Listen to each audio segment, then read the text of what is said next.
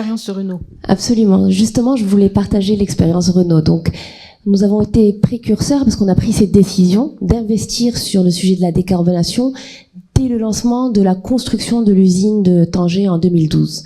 Donc, on a créé une usine qui est quasiment à zéro émission de CO2 et zéro rejet d'effluents industriels. Donc, dès la conception. Effectivement, c'est un investissement dès le démarrage qui n'était pas monnaie courante à l'époque. Mais aujourd'hui, avec une biomasse qui est alimentée par des grillons d'olive et du bois de palette, avec les éoliennes, tout le parc éolien de la région, nous arrivons à couvrir plus de 90% de notre besoin énergétique d'une usine qui produit plus de 300 000 voitures par an. Donc déjà ça c'est un point très positif.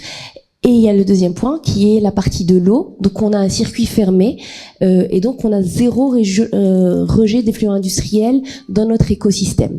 Donc avec ce dispositif, nous produisons des voitures qui sont quasiment décarbonées à Tanger.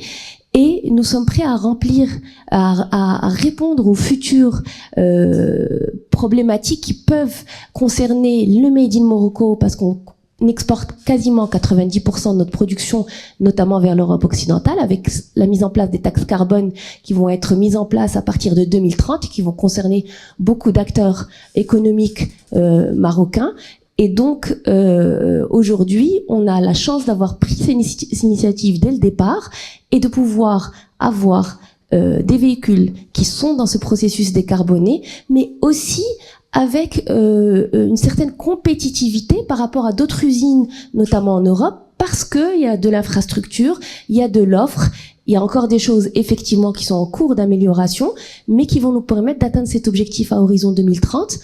Et nous menons aussi la même action pour l'usine de la Somaca à Casablanca, qui est une usine qui est en ville, donc on est dans complètement d'autres problématiques, mais c'est un enjeu où on ne peut pas y échapper.